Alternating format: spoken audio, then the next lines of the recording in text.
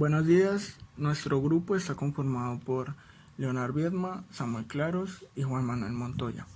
Y el día de hoy hablaremos acerca de los venenos en los alimentos. Para comenzar, definiremos qué es un veneno. Un veneno es una sustancia capaz de producir graves alteraciones funcionales en un ser vivo. Es algo nocivo para la salud que incluso puede llevar a la muerte. Podemos decir que un veneno es cualquier sustancia tóxica líquida, gaseosa o sólida capaz de bloquear o inhibir una reacción química. Cualquier sustancia se vuelve tóxica con dosis muy altas, incluyendo el agua o el oxígeno. Los venenos, por lo tanto, son sustancias nocivas aun con dosis muy bajas. Existen venenos de origen vegetal, como ciertas sustancias que aparecen en la cicuta, animal, procedente de las serpientes, mineral, como el arsénico, y artificial, que son sustancias sintetizadas por el hombre en los laboratorios. Empezaremos hablando acerca del arsénico en el arroz. El arsénico es un elemento químico de la tabla periódica conocido desde la antigüedad que pertenece al grupo de los metaloides. Se puede encontrar de diversas formas y asimismo es un elemento natural de la corteza terrestre ampliamente distribuido en todo el medio ambiente, presente en el aire, el agua y la tierra. Dicho elemento en su forma inorgánica es muy tóxico. La exposición a altos niveles de arsénico inorgánico por diversas causas, como el consumo de agua contaminada o su uso para la preparación de comidas, para el riego de cultivos alimentarios y para procesos industriales, es una de las preocupaciones actuales de la Organización Mundial de la Salud, que lo incluye entre las 10 sustancias químicas consideradas perjudiciales para la salud pública. La contaminación por arsénico es de origen natural, es decir, llega al arroz a través del suelo, ya que las plantaciones se hacen en suelos inundados, por lo que el arroz lo absorbe. Naturalmente, los suelos contienen este elemento. El problema surge cuando el porcentaje sube debido al uso de fertilizantes o pesticidas y ocupa hasta 10 veces más arsénico que otros cereales. La Agencia Internacional para la Investigación del Cáncer estableció en 1987 que se trata de una sustancia con potencial carcinogénico, es decir, que es un agente potencialmente capaz de producir cáncer al exponerse a tejidos vivos. El arsénico inorgánico está clasificado como carcinogénico de categoría 1 por la Unión Europea, para quien todavía no presenta un gran riesgo para la salud pública. Todo depende de cuánto arroz consumes al día. Efectos nocivos. La Organización Mundial de la Salud subraya que la exposición prolongada a altos niveles de arsénico inorgánico puede dar lugar a cambios de pigmentación, lesiones cutáneas, durezas y callosidades en las palmas de las manos y los pies.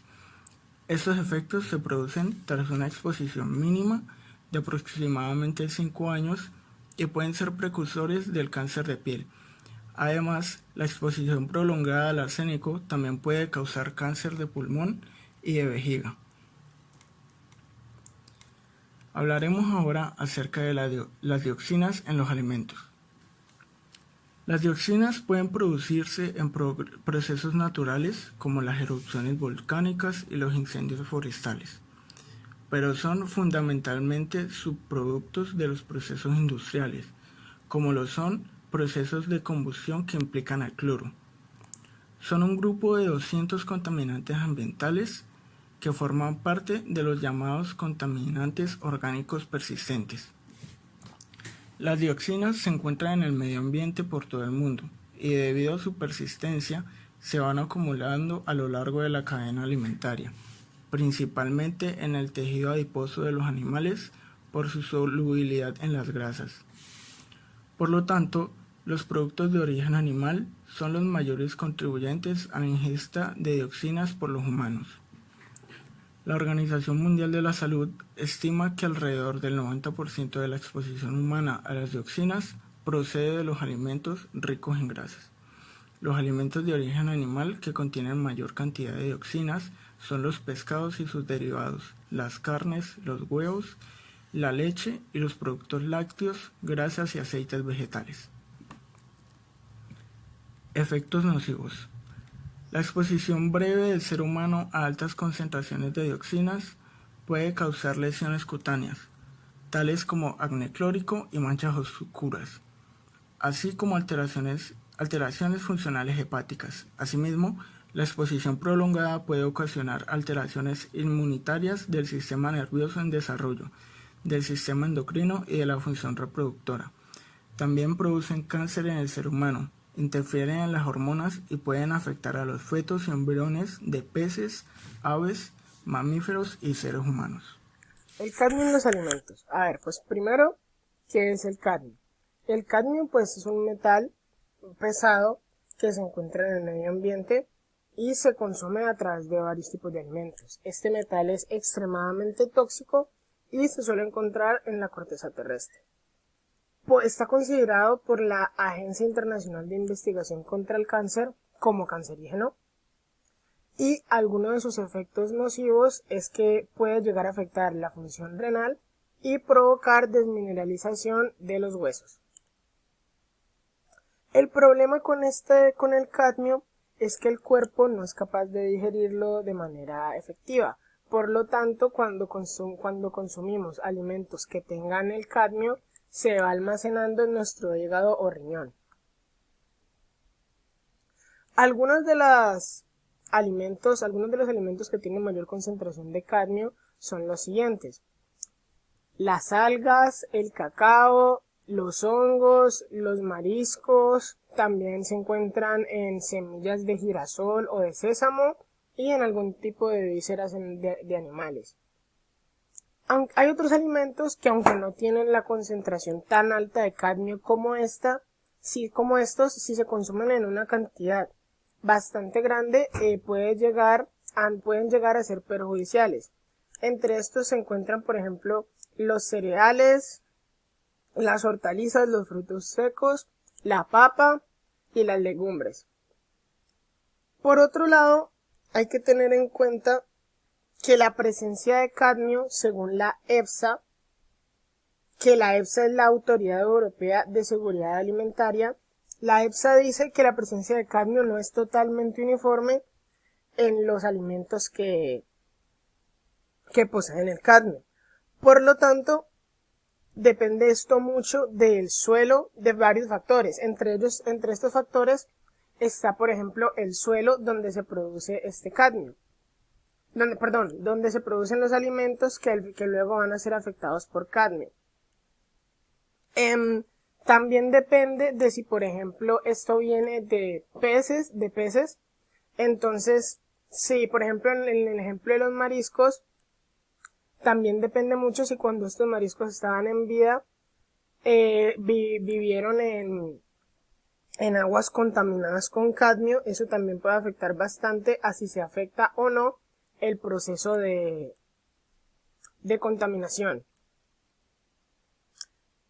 Otro de los ejemplos, uno de los problemas más graves que puede llegar a presentar el cadmio son los problemas renales y la desmineralización de los huesos. Pero también produce otros tipos de problemas que no llegan a ser tan graves. Entre esos está, por ejemplo, la diarrea, el dolor de estómago, los vómitos, que pueden ser pues desde un vómito muy leve a un vómito bastante severo. Y pues en los momentos en los que el cadmio sea más excesivo, puede llegar a producirse los problemas renales y la desmineralización de los huesos, que sería pues en el peor de los casos. Ahora les voy a contar sobre un ejemplo, que fue que en Japón, en el siglo XX, hubo un caso que es de los más conocidos con respecto a este tema, en el que hubo una sobreexposición de cadmio hacia los cultivos de arroz allá en Japón. Esto causó en gran parte de la población este par de problemas tan graves, que son los problemas renales y la desmineralización de los huesos. Y afortunadamente, aunque es costoso, se llegaron a eliminar de manera natural por medio de orina, jugos gástricos, etc. Actualmente, la EFSA sigue teniendo una preocupación por el cadmio, pero ya no tanto por los alimentos como las algas, los hongos o los mariscos que tienen bastante concentración de cadmio, pero pues al fin y al cabo estos alimentos no se consumen regularmente en la dieta común del ser humano. Ahora mismo la EFSA se está preocupando es por los que tienen una menor concentración, pero regularmente se consumen más, como los cereales, verduras, etcétera. Y sobre todo las papas, que es uno de los alimentos que más consume el ser humano diariamente. Entonces, pues la EFSA está en estado de alarma con respecto a eso. Ahora les voy a hablar sobre el mercurio que se encuentra en el atún. A ver, pues primero, ¿qué es el mercurio? El mercurio es un elemento químico que a temperatura ambiente se encuentra en estado líquido. Él es plateado, él es brillante y regularmente se suele utilizar en termómetros y en algún tipo de interruptor eléctrico. El mercurio también es extremadamente tóxico y pues hay que tener mucho cuidado con él. Y ahora el cómo llega el mercurio a nuestros alimentos. El problema es que con la actividad minera que hay, los residuos de esta actividad minera van hacia los ríos. Y estos ríos pues terminan desembocando en el océano. Entonces lo que sucede es que el mercurio se comienza a transformar juntándose con una partícula orgánica que se llama, y pues forman el metilmercurio. Esto pues lo que hace es que se pega al fitoplancton y el problema es que el fitoplancton vendría a ser como la base de toda la cadena alimenticia oceánica. Entonces pues se vuelve una cadena, una reacción en cadena. El pescado más pequeñito se come el fitoplancton, el más grandecito se come ese pescado chiquito y así hasta que los que terminan teniendo la mayor contaminación por el mercurio son los pescados más grandes, pues porque se comieron a todos los otros pescados de la cadena alimenticia.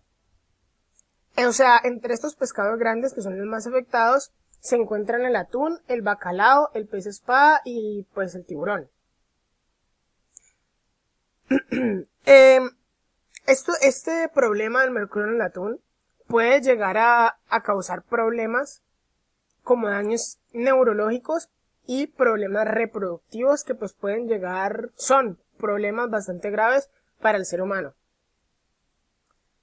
Y ahora les voy a contar sobre algunos casos sobre el mercurio en el atún, ya que este problema se presenta de hecho aquí en Colombia, pues se presentó aquí en Colombia.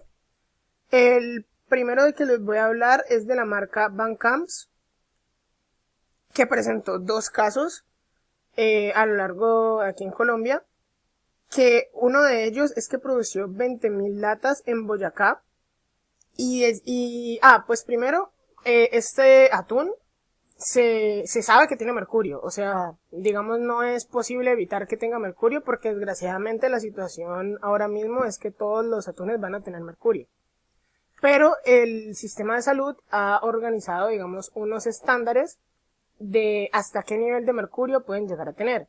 Entonces, por ejemplo, en el atún, aquí en Colombia, se tiene de 1 miligramo por kilo. Entonces, si superan esto, pues ya es un problema, ya se ordenan destruir y acabar con esto.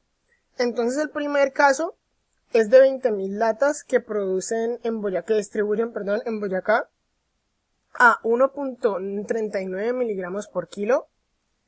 El otro caso es que redistribuyen 24.000 latas a 1.51 miligramos por kilo.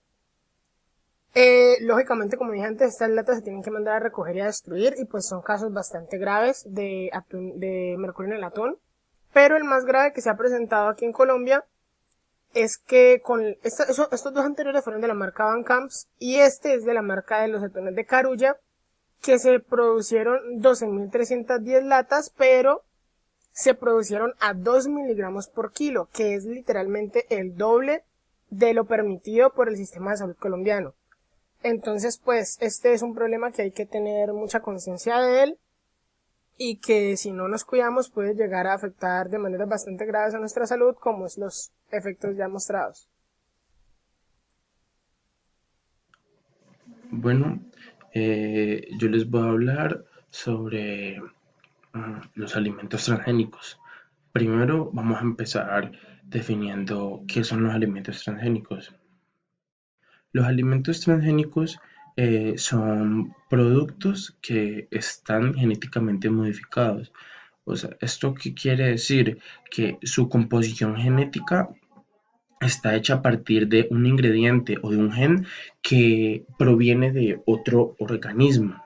Ya, obviamente este gen que se le introduce al producto está genéticamente modificado por ingenieros genéticos. Ya, todo esto ha sido posible en la actualidad gracias a las investigaciones y avances tecnológicos de los ingenieros genéticos y sobre todo de la biotecnología. Ya, ¿cuál es el fin de todo esto de modificar estos alimentos? Que el fin es dotar estos alimentos o productos de una capacidad, darles una capacidad o darles una cualidad del cual estos carecen.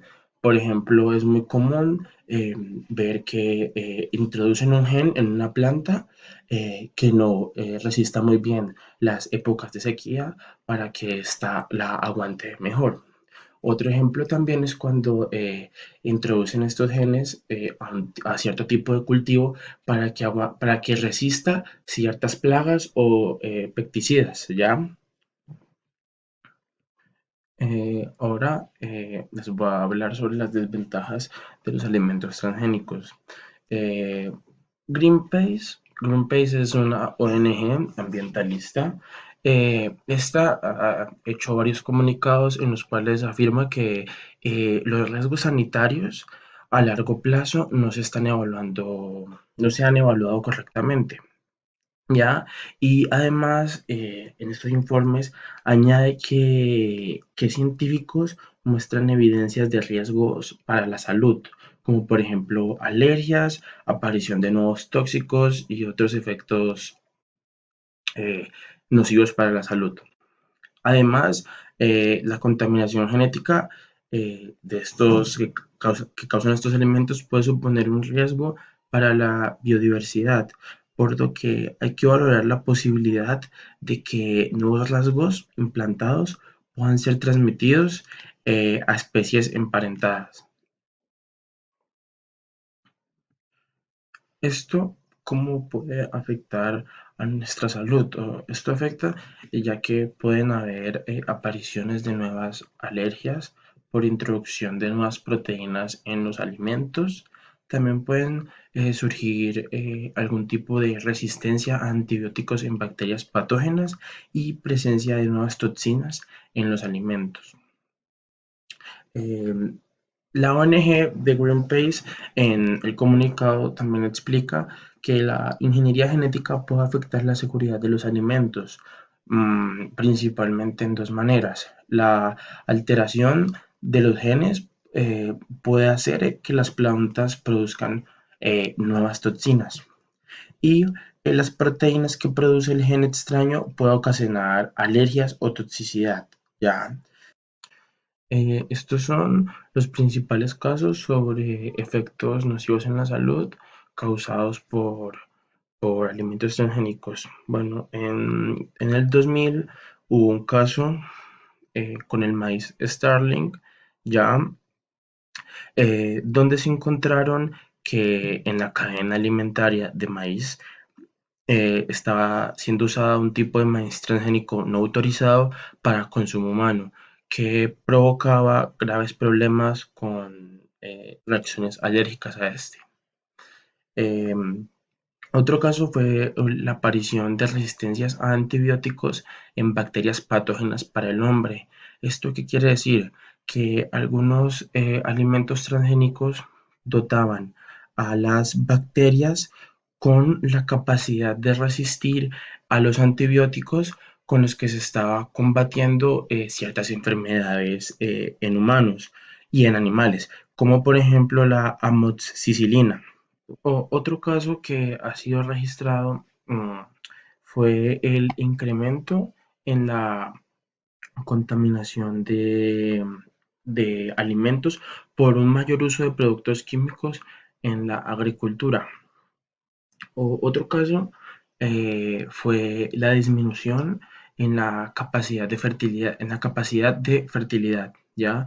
Según un estudio hecho por el gobierno de Australia, la fertilidad de ratones alimentados con maíz genéticamente modificado se vio severamente dañada en comparación a los ratones que estaban siendo alimentados con maíz convencional, con maíz normal.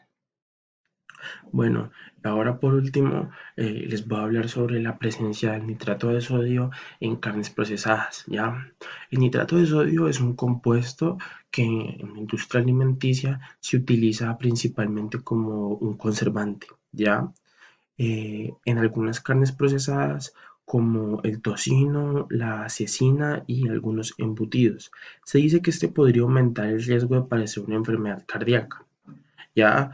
Y también se dice que el nitrato de sodio puede dañar los vasos sanguíneos y hacer que las arterias tengan más probabilidad de endurecerse y estrecharse, lo cual conduce pues a una enfermedad cardíaca. Los nitratos también pueden afectar la forma en la que el cuerpo usa el azúcar, lo que genera más probabilidades de padecer una diabetes. Eh, También la mayoría de carnes procesadas tienen un alto contenido de sodio y algunas mucha cantidad de grasa saturada, lo que puede alterar un funcionamiento sano y una alimentación saludable para el funcionamiento del corazón. Algunos estudios médicos recientes han vinculado el aumento de los niveles de nitrato y el aumento de las muertes por algunas enfermedades, como por ejemplo el Alzheimer, la leucemia, la diabetes, el cáncer y algunos trastornos neurológicos. ¿Ya? Eh, el principal el principal efecto nocivo de este compuesto eh, proviene, proviene de la producción de nitrosaminas. ¿Ya? Según las investigaciones, las nitrosaminas se producen a partir de la descomposición de nitratos presentes en carnes curadas. Estos nitratos convertidos en nitritos reaccionan con alimentos con un alto contenido de proteína, ya que se derivan a su vez en compuestos nitrógenos altamente cancerígenos. También existen, por el contrario, otros estudios que afirman que la carne puede ser beneficiosa para la salud, siendo de ayuda para la vasodilatación tras convertirse en óxido nítrico. También dice que tiene efectos antiplaquetarios que previenen la coagulación inadecuada. Sin embargo, también dice que esta puede producir migrañas y mareos en algunos tipos de personas. Ya la FDA, la Administración de Alimentos y Medicamentos, recomienda que se debe agregar una cantidad máxima de 2,7 onzas de nitratos a 100 libras de carne picada. Bueno, en definitiva, lo mejor y lo que se recomienda es tomar dosis razonadas de alimentos con presencia de nitratos, procurando consumirlos frescos en caso de frutas y vegetales. Y en caso de las carnes, no exagerar en el consumo de embutidos y otras carnes curadas, prefiriendo, de ser posible, cocinarlos con algún tipo de presencia de vitamina C, la cual inhibe el proceso de conversión en nitrosaminas. Muchas gracias.